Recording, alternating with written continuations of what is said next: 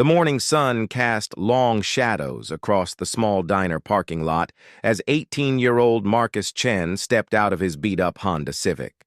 His military fatigues were crisp and clean, the digital camouflage pattern still sharp from the Army surplus store. The young man adjusted his cap and walked toward the entrance, his boots making soft sounds on the cracked asphalt.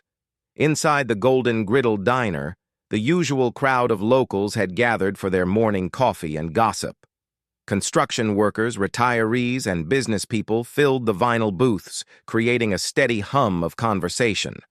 The smell of bacon grease and fresh coffee hung thick in the air. Marcus chose a corner booth near the window, sliding in quietly with his small backpack. The waitress, a middle-aged woman named Betty with graying hair and kind eyes, approached with a coffee pot and a smile. "Morning, honey. Coffee?" "Yes, please. And could I get the breakfast special?" Betty poured the dark liquid into his ceramic mug. "You got it, sweetheart. You in the military?" Marcus paused, looking down at his uniform. "Something like that." The exchange caught the attention of three men sitting at the counter. They turned to look at the young man in the corner booth, their expressions shifting from curiosity to amusement. The leader of the group was Dale Morrison, a burly man in his 40s who worked construction and considered himself the local authority on everything military. His red baseball cap sat crooked on his balding head, and his flannel shirt stretched tight across his belly. "Look at that," Dale said loudly enough for half the diner to hear. "We got ourselves a real soldier boy over there." His companions, Chuck and Randy, both longtime locals who spent most mornings at the diner complaining about everything from the weather to the government, turned to stare. Chuck, thin and sharp-featured with tobacco-stained teeth, let out a snort of laughter. "Kid looks like he's playing dress-up," Chuck said, his voice carrying across the small restaurant. "Probably bought that whole outfit at the Army store down the road." Randy, the third member of their informal morning council, nodded in agreement. He was shorter than the others, with a perpetually red face and a voice that always sounded like he was arguing about something. "My nephew's in the real Army," Randy announced. "Been deployed twice. That boy don't look like no soldier I ever seen." Marcus kept his eyes on his coffee mug, trying to ignore the growing attention. He'd dealt with skeptics before, people who couldn't believe someone his age could have real military experience. The truth was complicated, and he'd learned it was easier to let people think whatever they wanted than to try to explain. Dale stood up from his stool, his heavy work boots clicking against the linoleum floor as he approached Marcus's table. The diner had grown quieter, other patrons sensing the brewing confrontation. "Excuse me there, soldier boy," Dale said, looming over the booth. "Mind if I ask what unit you're with?" Marcus looked up calmly. "I'd rather just eat my breakfast in peace, if that's okay." The polite response only seemed to encourage Dale. He smiled, but there was no warmth in it. "See? That's what I thought. Real soldiers are proud to talk about their service. They don't hide from questions." Chuck and Randy had followed Dale over, creating a small crowd around Marcus's table. Other diners were now openly staring, some pulling out their phones to record what was becoming an increasingly uncomfortable scene. "You know what I think?" Dale continued, his voice getting louder. "I think you're one of those kids who likes to play Army man. Maybe you got kicked out of ROTC in high school, so now you dress up and pretend you're the real deal." Marcus set down his coffee mug carefully. His jaw was tight, but his voice remained steady. "I'm not pretending anything. I'm just trying to have breakfast." "Then prove it," Chuck chimed in. "Tell us where you served. What's your MOS? When did you deploy?" The questions came fast and aggressive, designed to trip up someone who was faking military experience. Marcus could have answered them all easily, but he'd learned that sometimes the truth created more problems than it solved. His service record was classified at levels these men couldn't even imagine. "I don't have to prove anything to you," Marcus said quietly. Randy stepped closer, his face getting redder. That's exactly what a fake would say. You're disrespecting every real soldier who ever put on that uniform. Betty appeared at the table with Marcus's breakfast, her expression troubled. Gentlemen, please. The boy's just trying to eat. Stay out of this, Betty, Dale said sharply. This is about respect for the military. The irony wasn't lost on Marcus. These men, who'd never served a day in their lives, were questioning his right to wear a uniform he'd earned through sacrifice and service they couldn't comprehend. But his training had taught him patience, and his experience had taught him that sometimes the best response was no response at all. Look, Marcus said, trying one more time to defuse the situation. I understand your concerns, but I really just want to eat my breakfast and be on my way. Dale laughed harshly. Your breakfast? You mean the breakfast you're probably going to skip out on because you can't afford it? Let me guess. You're hoping someone will pay for it because they think you're a veteran? The accusation stung because it was so far from the truth. Marcus had more money in his bank account than these three men would see in a year. Most of it combat pay and hazard bonuses from operations they'd never hear about on the news. That's not what this is about, Marcus said, his patience finally starting to wear thin. Sure it isn't, Chuck said with a smirk. We see right through you, kid. Stolen valor is a crime, you know. We could call the police right now. The diner had gone completely silent now. Even the cook had come out from the kitchen to watch the confrontation. Marcus could feel every eye in the place on him, could see people whispering and pointing. This was exactly what he'd hoped to avoid. Betty set the plate down in front of Marcus with trembling hands. Please, she said to the three men, just let him eat. Not until he admits what he really is, Dale said firmly. A fake, a wannabe. A kid playing soldier while real men and women are overseas fighting for our country. Marcus looked down at his breakfast. Scrambled eggs, bacon, hash browns, and toast. Steam rose from the hot food, and his stomach rumbled quietly. He'd been up since 4 a.m. for his training run, and he was genuinely hungry. But the three men showed no signs of backing down, and the crowd of onlookers was growing larger. You want to know what I think? Dale continued, encouraged by the audience. I think you're probably some college dropout who couldn't cut it in the real world, so you bought yourself a costume and decided to play pretend. Maybe we should take a picture, Randy suggested, pulling out his phone. Post it online. Let people know there's a fake soldier hanging around town. The threat of social media attention made Marcus tense. His identity needed to remain as low profile as possible for reasons these men would never understand. Being plastered across Facebook or Instagram as a fake soldier would create complications he couldn't afford. I'd prefer you didn't do that, Marcus said calmly. I bet you would, Chuck laughed. Don't want your friends and family to know what a fraud you are? Marcus closed his eyes for a moment, centering himself the way his instructors had taught him. He could handle this situation in about 12 different ways, none of which these men would enjoy. But that wasn't who he was anymore. His training had taught him discipline above all else. You know what really bothers me? Dale said, leaning closer to the table. Kids like you make it harder for real veterans. People see you pretending to be something you're not, and it makes them skeptical of everyone in uniform. The accusation was particularly galling because Marcus had seen real veterans struggle with exactly that problem, men and women who'd served honorably, but faced suspicion because of a few bad actors who'd lied about their service. It was one of the reasons he usually avoided wearing his uniform in public unless absolutely necessary. I'm not trying to make things harder for anyone, Marcus said. Then take off the costume, Dale demanded. Stop pretending to be something you're not. Marcus looked around the diner. Every face was turned toward him, some sympathetic, others curious, many clearly siding with Dale and his friends. The smart move would be to leave, to avoid the confrontation entirely. but something about Dale's self-righteous attitude was starting to get under his skin. "And if I don't?"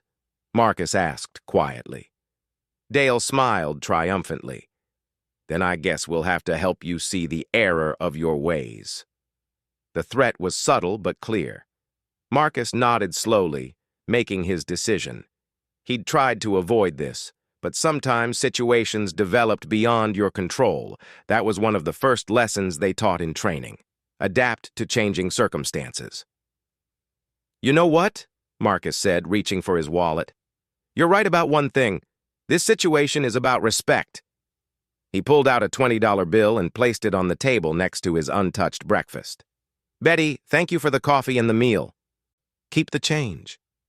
Dale looked surprised that Marcus was giving up so easily. "Smart choice, kid. Maybe next time you'll think twice before—" The rest of Dale's sentence was cut off by a sound that made everyone in the diner freeze. It started as a distant whoomp, whoomp, whoomp, barely audible over the ambient noise of conversation and clattering dishes. But it grew louder quickly, the unmistakable sound of helicopter rotors approaching fast. Marcus checked his watch.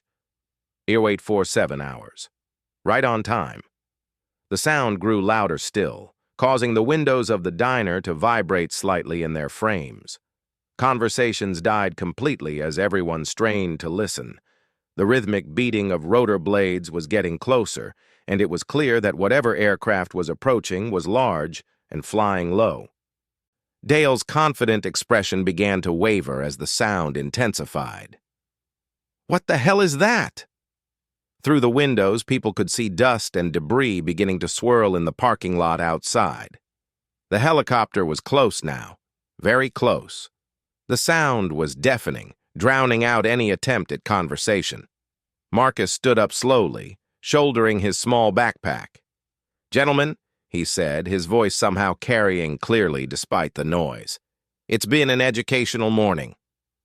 The helicopter sound reached a crescendo, and through the windows, everyone could see the massive shadow of an aircraft passing directly overhead.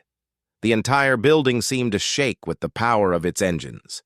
Dale, Chuck, and Randy stared at Marcus with growing confusion and the first hints of concern. The young man's demeanor had changed subtly but noticeably. Where before he'd seemed defensive and uncomfortable, now he appeared calm and completely in control. "You might want to step back from the windows," Marcus suggested politely. Outside, the helicopter was beginning its descent. The massive Black Hawk helicopter settled into the diner parking lot with practiced precision, its rotor wash sending napkins, newspapers, and loose gravel flying in all directions. The aircraft was military. That much was obvious even to the civilians pressed against the diner windows. Its matte black paint job and lack of visible markings suggested something far more serious than a routine training exercise. Inside the golden griddle, the silence was complete, except for the gradually slowing whine of the helicopter's engines. Every patron stood frozen, staring through the windows at the intimidating aircraft that had just landed in their small-town parking lot. The morning sun reflected off its dark surfaces, creating an almost ominous silhouette against the ordinary backdrop of the local diner. Dale Morrison's mouth hung open slightly as he watched two figures in full combat gear exit the helicopter's side doors. Unlike Marcus's clean surplus store uniform, these soldiers wore the kind of equipment that suggested serious business. Tactical vests loaded with gear, advanced communication headsets, and weapons that even Dale could recognize as military issue. "What the hell is going on?" Chuck whispered, his earlier bravado completely evaporated. Marcus checked his watch again and moved toward the diner's front door with unhurried confidence. The transformation in his bearing was remarkable.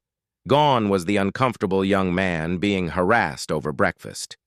In his place stood someone who clearly belonged in the same world as the helicopter and its crew. Betty, still clutching her coffee pot, stared in amazement.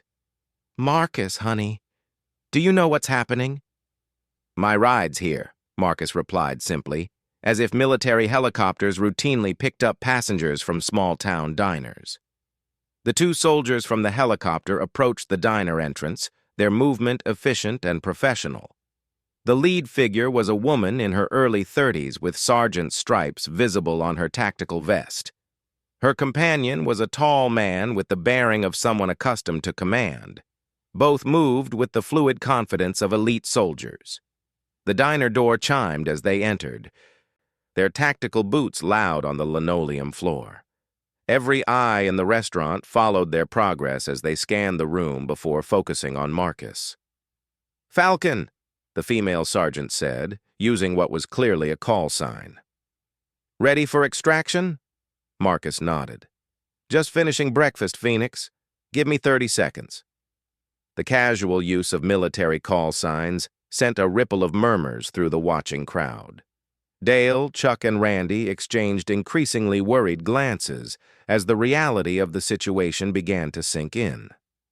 "Sir," the tall male soldier said to Marcus, "Command wants wheels up in 5 minutes. We have a situation developing." The word, "sir," hit the gathered crowd like a physical blow. These clearly experienced, well-equipped soldiers were treating the young man they'd been mocking with obvious respect and deference. The implications were staggering. Marcus turned back to Dale, who was now looking considerably less confident than he had 5 minutes earlier. "You were asking about my unit?" Dale swallowed hard, his red face having gone noticeably pale. We were just—" "Task Force Viper," Marcus said calmly. "Special Operations Command. My MOS is classified, but I suppose you could call me a problem solver." The military terms meant little to most of the civilians in the diner, but the tone and context made their significance clear. This wasn't some weekend warrior or ROTC dropout. This was the real deal, and he was apparently important enough to warrant helicopter transport and an escort of elite soldiers. Randy, whose nephew was supposedly in the real army, looked like he wanted to disappear into the floor. We didn't know." "Of course you didn't," Marcus replied, his voice carrying no anger but a quiet authority that hadn't been there before. That was rather the point. The female sergeant, Phoenix, checked her own watch. "Falcon, we really need to move. The situation in Kabul is deteriorating faster than expected." The mention of Kabul sent another shock through the crowd. This wasn't some training exercise or routine transport. These soldiers were being called to an active combat zone, and Marcus was apparently central to whatever operation was being planned. "Copy that," Marcus said, then turned to address the room. "Ladies and gentlemen, thank you for an interesting morning. I hope you'll understand why I can't stay to chat." He reached into his wallet again and pulled out several more bills, placing them on the nearest table. "Betty, this should cover everyone's breakfast this morning. Call it an investment in community relations." Betty stared at the money, more than enough to cover every meal in the diner, then looked up at Marcus with new understanding. "You're really—" "Just a guy trying to serve his country," Marcus said with a slight smile. "Same as any other soldier." Dale finally found his voice, though it came out as barely more than a croak. We support the troops. We were just making sure I was worthy of the uniform," Marcus finished for him. "I appreciate that, actually. Too many people don't care enough to ask questions." The response was gracious, but there was something in Marcus's eyes that suggested he wasn't entirely willing to let the earlier humiliation slide without comment. "Thing is," Marcus continued, his voice still conversational, "when you decide to question someone's service, it's usually a good idea to know what you're talking about first." He gestured to his uniform. "These fatigues, for instance. You assumed they came from the surplus store down the road. Actually, they're custom-tailored by a contractor in Virginia who exclusively serves special operations units. The fabric is treated with IR-dampening compounds and flame retardants that aren't available to civilian manufacturers." The technical details flew over most heads, but the implication was clear. This wasn't costume shop military gear. "The boots," Marcus continued, lifting one foot slightly. are Salomon Quest 4D forces, issued specifically to operators who need to move fast over difficult terrain. They cost more than most people spend on work boots in 5 years. Dale stared down at the boots, recognizing them now as far more advanced than anything he'd seen in military surplus stores. But here's what really tells the story, Marcus said, reaching up to touch a small patch on his shoulder that most people had assumed was decorative. This unit patch doesn't officially exist. It's not in any military manual, and you won't find it for sale anywhere. The men and women who wear it earn the right through operations that most people will never hear about. Chuck looked closely at the patch for the first time. It was subdued, nearly invisible against the camouflage pattern, but now that he was paying attention, he could see it was clearly official and unlike anything he'd seen before. "How many operations?" the tall male soldier asked Marcus, as if continuing a conversation they'd been having earlier. "This will be number 47, Marcus replied, "assuming we can wrap up the current situation before it goes completely sideways." The number stunned the crowd into silence. 47 operations for someone who couldn't be older than 20. It suggested a level of experience and responsibility that seemed impossible for his age. "Sir," Phoenix said again, "we really do need to move."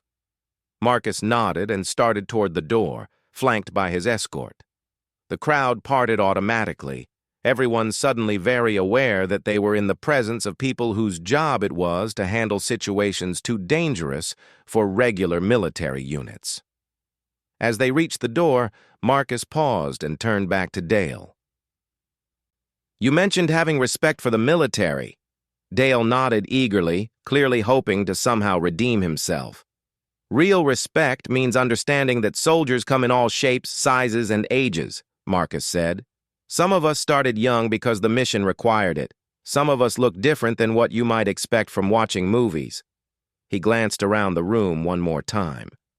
"And some of us prefer to blend in when we're off duty because drawing attention can compromise operations that other people's lives depend on." The implications of that statement sent a chill through everyone present. How many operations had been conducted in secret? How many young people like Marcus were out there, carrying responsibilities that the general public never knew about? "The next time you see someone in uniform," Marcus continued, "maybe start by thanking them for their service, instead of questioning whether they've earned the right to wear it." Dale nodded frantically. "Yes, sir. Absolutely, sir." The "sir" came automatically now, recognition of authority that had been obvious to everyone, except the 3 men who'd been too busy making assumptions to notice. Marcus smiled, and for the first time that morning, it reached his eyes. "No harm done? We all make mistakes." He started to turn away, then paused again. "Oh, and Dale? Your nephew in the regular army. Which unit is he with?" Dale looked confused by the question. The 82nd Airborne. He's a paratrooper." "Good unit," Marcus said approvingly. "Tell him Falcon says Airborne leads the way. He'll know what that means."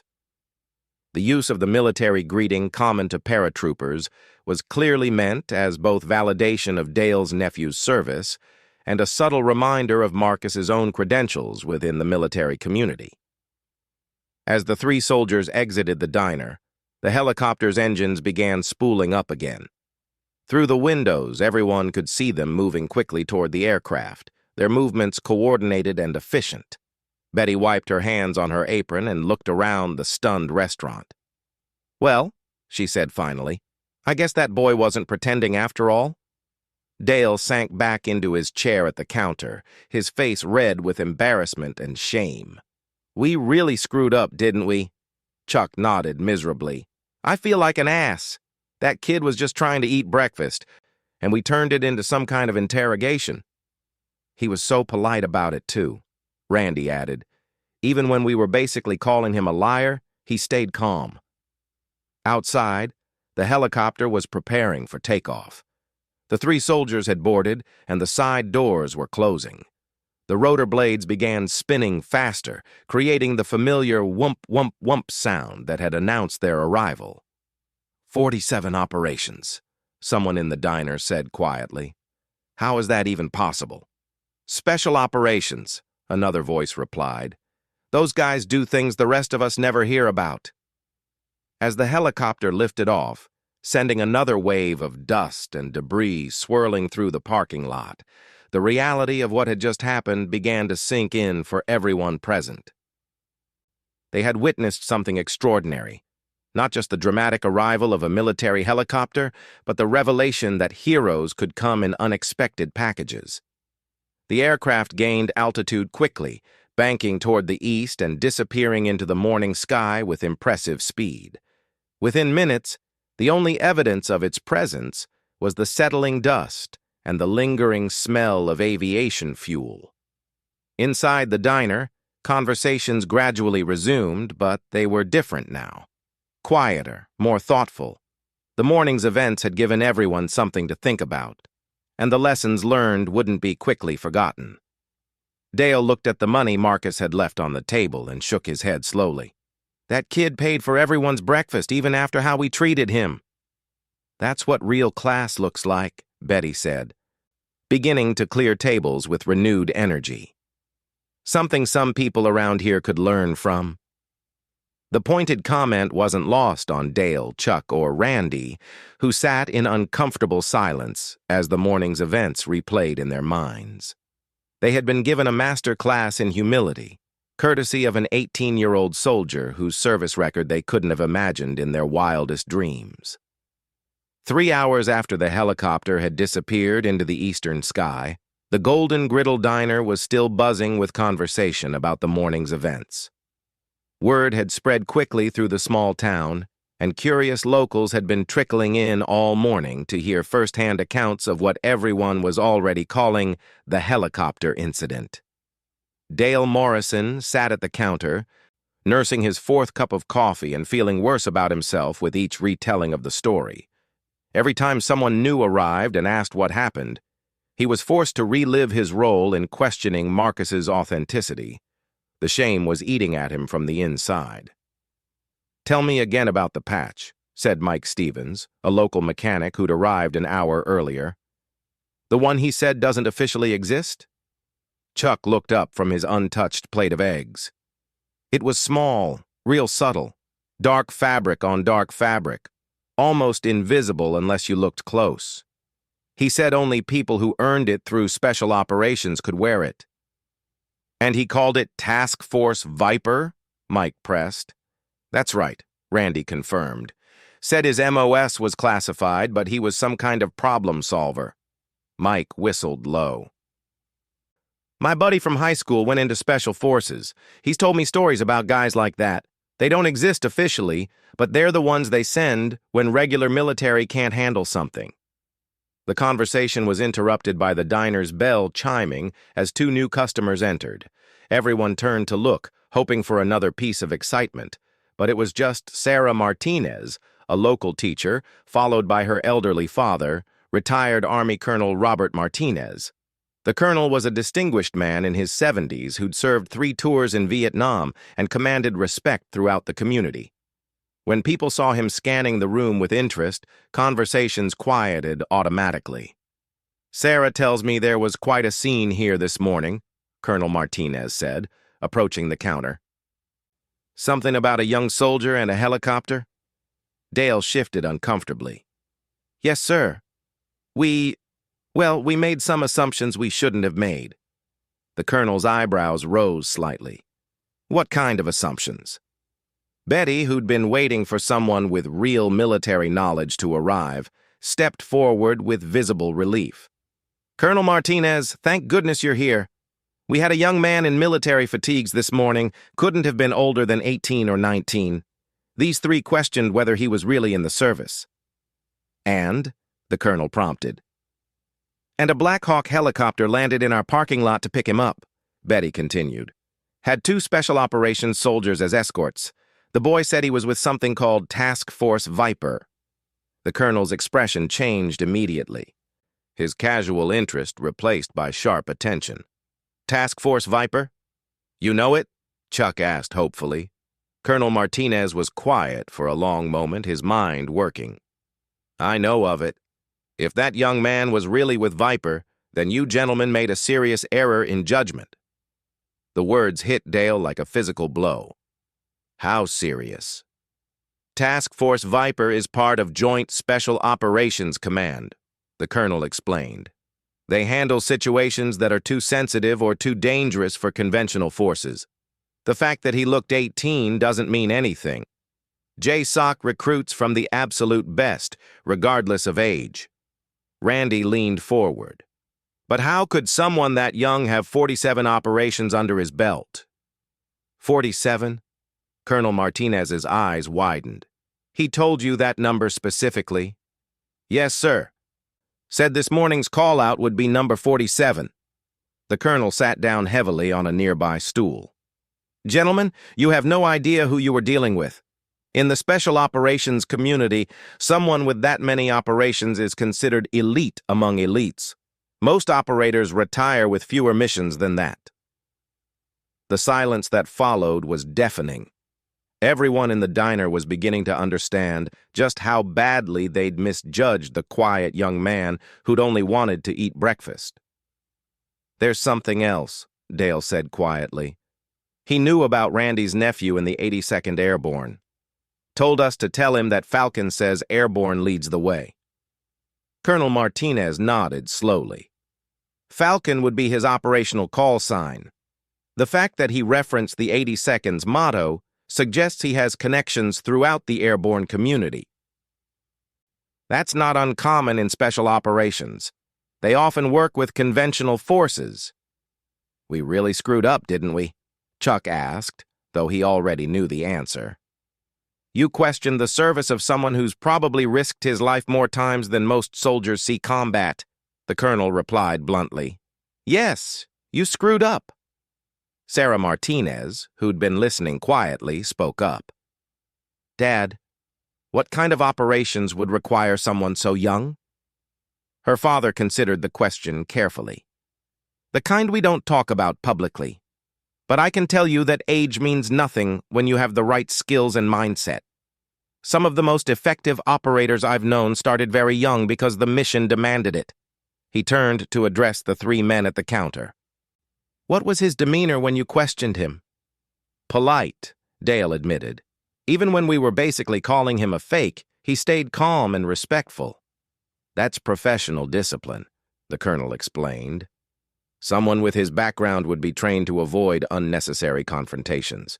Drawing attention to himself could compromise ongoing operations. The implications sent another wave of shame through Dale. We could have blown his cover? If he was traveling under operational security protocols, yes. Your public confrontation could have created serious problems for him and his unit. Betty set down her coffee pot with more force than necessary. Those boys harassed that young man for trying to eat breakfast in peace. He was nothing but polite, and they treated him like he was stealing something. Ma'am, Colonel Martinez said gently, I'm not here to make anyone feel worse than they already do. But this is an important lesson about making assumptions. He looked around the room, making eye contact with several patrons. The modern military is different from what many civilians expect. Our soldiers are younger, more diverse, and more highly trained than previous generations. Some of our most elite operators look like college students because, frankly, some of them are. Mike Stevens raised his hand tentatively.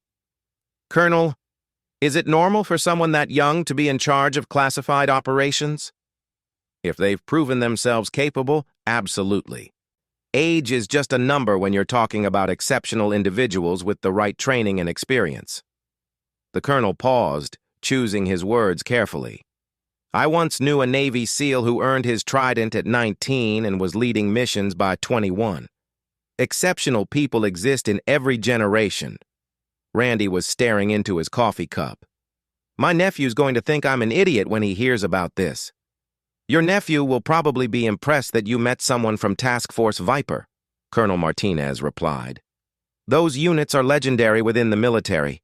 Meeting an actual operator is something most soldiers never experience. But we didn't treat him like someone legendary, Dale said miserably. We treated him like a fraud. And how did he respond? Dale thought back to the morning's events. He stayed calm, answered our questions as best he could without getting defensive, even paid for everyone's breakfast before he left. That tells you everything you need to know about his character, the colonel said. A real professional doesn't need to prove himself to civilians. He lets his actions speak for themselves. The diner bell chimed again, and this time it was Jerry Walsh, who ran the Army surplus store down the road.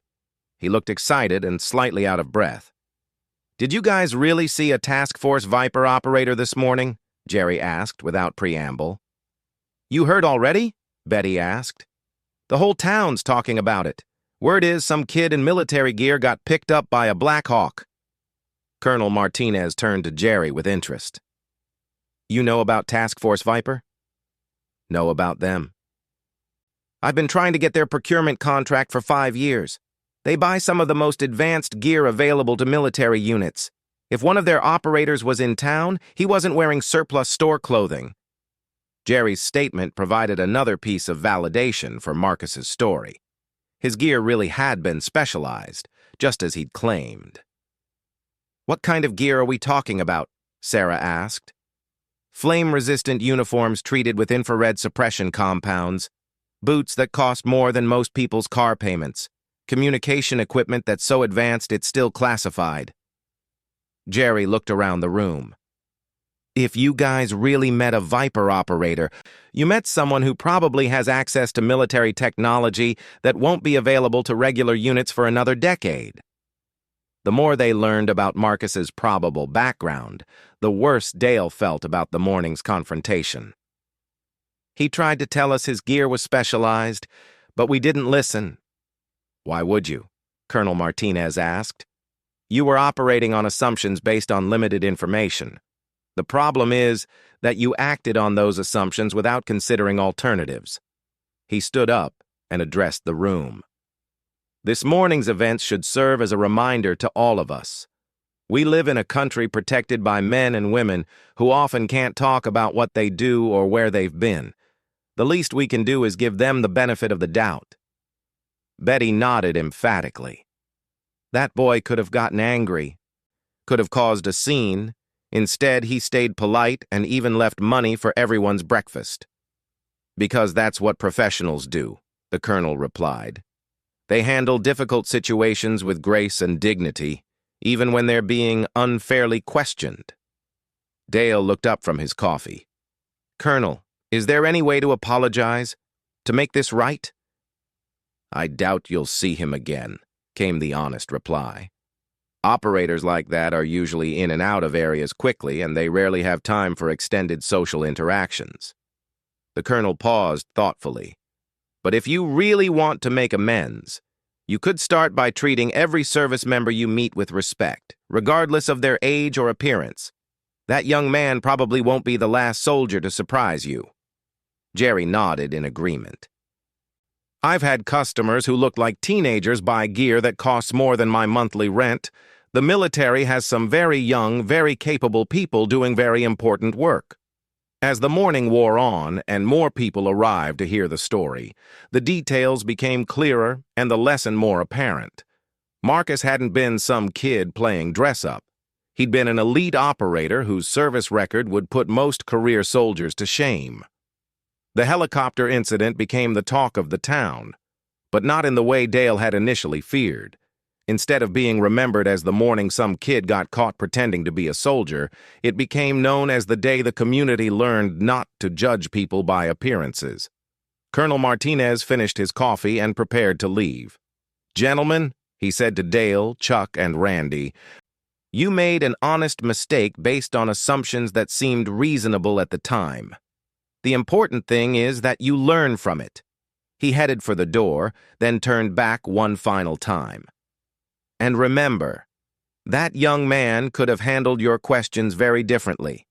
The fact that he remained respectful says something important about the quality of person we're sending into harm's way."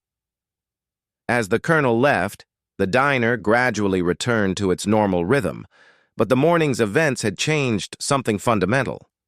People were more careful about their assumptions, more respectful of anyone in uniform, and more aware that heroes could come in unexpected packages. Dale looked at the money Marcus had left for everyone's breakfast, still sitting on the table where he'd placed it hours earlier. "You know what?" he said finally. "I'm going to frame one of these bills, as a reminder." "A reminder of what?" Chuck asked. "That the next time I think I know everything about someone based on how they look, I should remember the kid in camouflage gear who turned out to be exactly what he appeared to be. A soldier serving his country." Betty smiled as she cleared the last of the breakfast dishes. "I think that's the best lesson anyone could learn from this morning." Outside, the ordinary sounds of small-town life continued. Traffic, construction, the everyday bustle of people going about their business.